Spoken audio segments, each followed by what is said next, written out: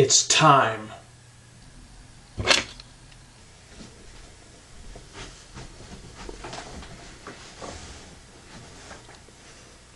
Destination Impact? I'll be the judge of that.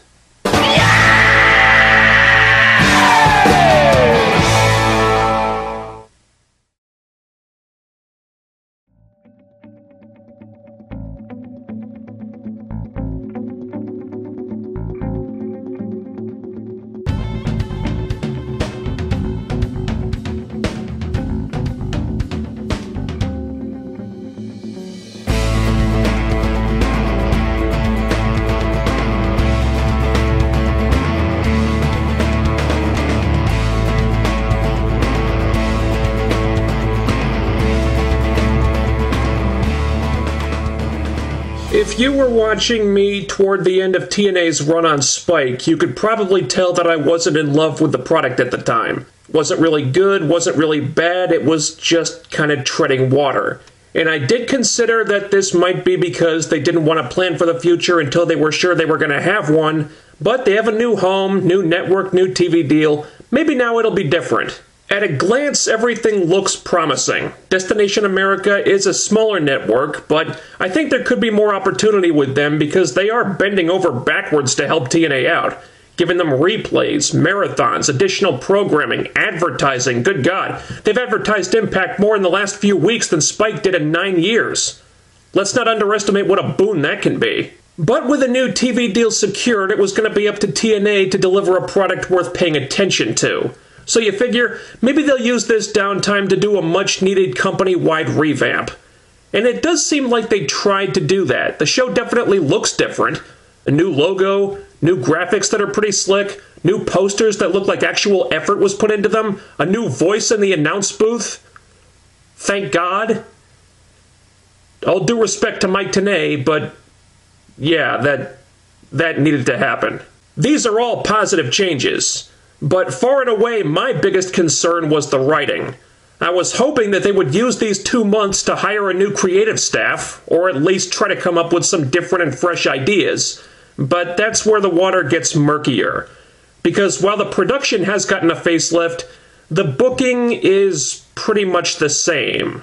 I will say that I like how things are being shot. The reality-style camera work with the backstage segments feels very raw and naturalistic, and best of all, it doesn't feel staged or phony or scripted, unlike the pre-tapes you see on Monday night. That's good. And that opening sequence at the hotel and outside the arena and everything, that was fantastic. But that doesn't mean you can just do anything you want and have it not feel fake. Like this giant brawl that opened the show. It was filmed and staged well, but I had no clue why this was happening. Kenny King punches one guy and suddenly the whole roster is rioting for no reason? Why? Were they disagreeing on who was going to win the main event so much that they just had to come to blows? Look, I like a hot opening as much as anyone, and I'll take this over a 20-minute Authority promo, but if you want to do a massive brawl, you have to explain it. You can't just do something like this for no reason. Anyone with half a brain is going to see right through that. One of the things TNA were hyping up for this show was Kurt Angle making some kind of major announcement. And it was not that surprising. Kurt basically just said that he's back as a wrestler. And if you saw him attack MVP during the last Impact on Spike, that wouldn't come as much of a shock. You were probably expecting it. I felt ambivalent about this. I worry for Kurt's health at this point. I don't want to see him end up in a wheelchair, but if he feels like he can go, let him do it. There are other people better suited to be the authority figure anyway, if we even need one. It's a very played-out concept at this point. If you really want to differentiate your product, try having no authority figure at all and see what you can do with that. Then, proving that TNA has not changed that much, Angle and MVP have an impromptu street fight. Because we just can't get enough of those, apparently. They really didn't do anything here that they couldn't do in a normal match, so I don't know why the gimmick was necessary, but it's decent, albeit short. Angle wins. There was a hell of a lot of stuff going on here, but at least they kept the energy level high. And seeing as how if this were Raw, the Authority would just be wrapping up their show-opening, sleep-inducing promo around this time, I'll give them a pass. We had a bunch of title matches here. Most of it was pretty basic. The Wolves get their rematch with the Revolution. The Hardys try to stop the heels from cheating, but accidentally cost the Wolves the match instead. I still think Abyss being in the Revolution is completely stupid, but the match was pretty good, with the Wolves doing suicide dives all over the fucking place. And if the Wolves turned heel in the not-too-distant future, like they were teasing they might here, I wouldn't mind that at all. Low Ki defended the X Division title against Austin Aries in a match that probably should have had more time. It was good, but I did not agree with Aries winning. I thought there was no reason for Low Ki to drop the title yet. They had clearly set up a feud with him and Samoa Joe, but that's not happening anymore, obviously. And this just felt like them killing a decent storyline halfway through and randomly changing direction. And God bless Aries. He's one of the only guys TNA have that really know how to make the X title mean something. But you can't just keep using Aries as a crutch every time you want the X title to mean something, you know what I mean? You've got to cultivate other people who can do that too. Why are you doing a women's battle royal for the Knockouts title when Havoc hasn't even had her rematch with Taryn Terrell yet? Are we just forgetting about that? Why do Lashley and the Wolves get one-on-one rematches but Havoc doesn't when she lost her title without even getting pinned? Are you going to explain that at all? I guess not. Wow, this segment got off to a bad start. DJZ makes a big show out of introducing the returning Robbie E. Ha-ha! So, we're meant to think that this is a big deal, even though Robbie was booked like the biggest chump on the roster before he left to do a reality show? Bullshit. You can't just retcon all that away like it never happened. He was a no-talent schmuck before The Amazing Race. He'll be a no-talent schmuck after The Amazing Race. So Robbie cuts a promo, and I immediately tune out. Shut the hell up! But the nice thing about this is that it led to the return of Brooke, who is actually worth paying attention to, unlike her jobber ex-boyfriend. So she tackles him and runs him off all by herself, which made me like Brooke an awful lot, and reinforced what a complete joke Robbie is. So at least that part was good. The match, however, was not so good. It was messy and just really forgettable.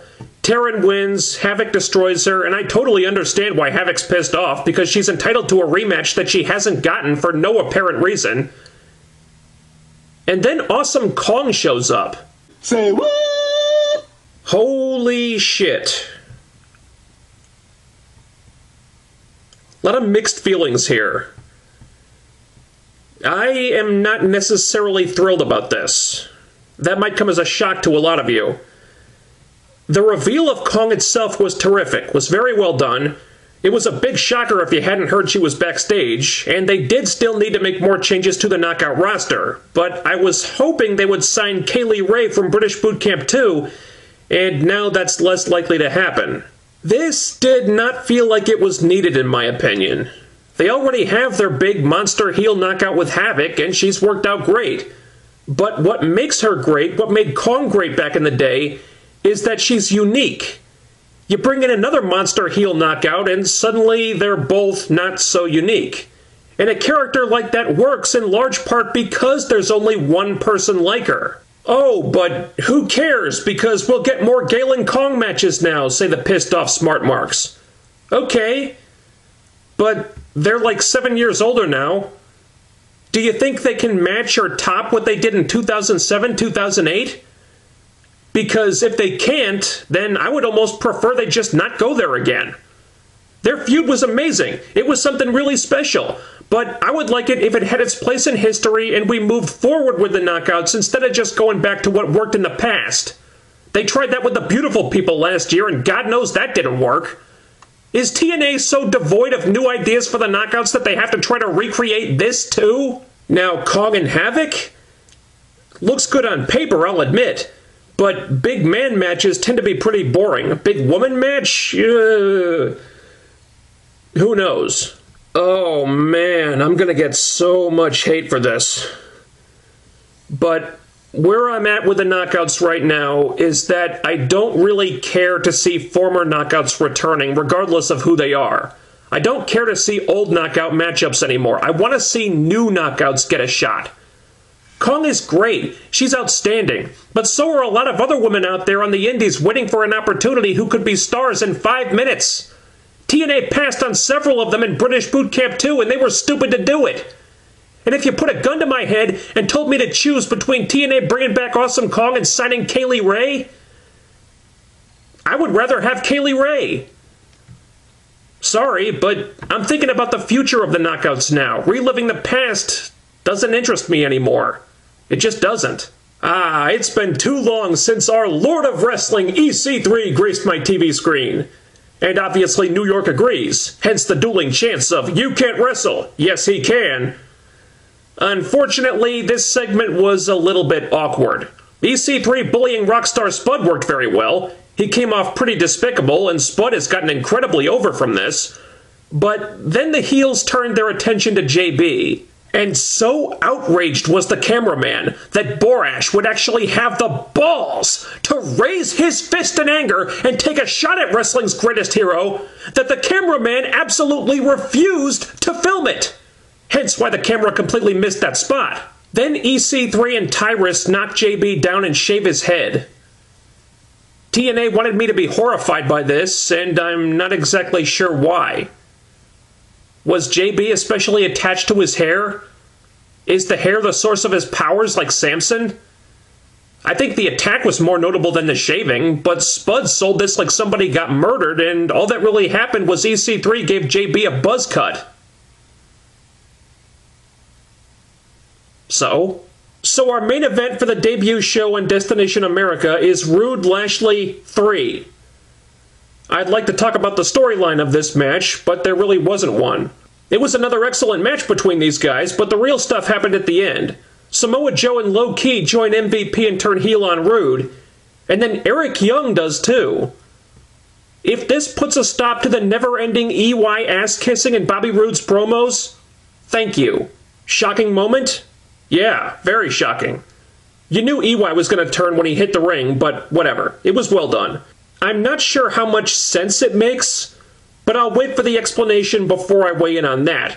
I am glad they tried to inject some kind of story into this, because that's what the feud was missing. What concerns me, though, is that it's a very familiar story. I want to think that there's more going on here than just another big bloated heel faction, but if it's just what it looks like, I'm not very excited. The big bloated heel faction with too many people in it has been one of TNA's biggest go-to angles for years. We've been down this road many, many times, and it always ends the same way. I'm gonna wait and see what they do with it, but right now, it all looks like stuff we've seen from this company before, just with different people involved. I was really hoping that with 2 months off, the writers would be able to come up with something different and fresh and original, and that's not what happened. Instead, we got just another retread of an angle TNA have already done so many times that I've lost count. Maybe they can put a new twist on it or something, but I'm skeptical at the moment. And this is why I wanted them to get a new writing team. They've come as far as they're going to go with the current one.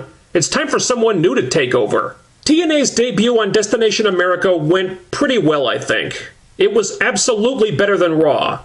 Granted, Raw set the bar really fucking low this week. I also thought it was a big step above what they were delivering at the end of their run on Spike. The show definitely has a new energy about it, which was sorely needed. I have issues with creative, but at the very least it seems like things are actually happening now. They chose a direction and they're moving in that direction. Finally. Despite the gripes I had with it, TNA gave their house a nice fresh coat of paint here.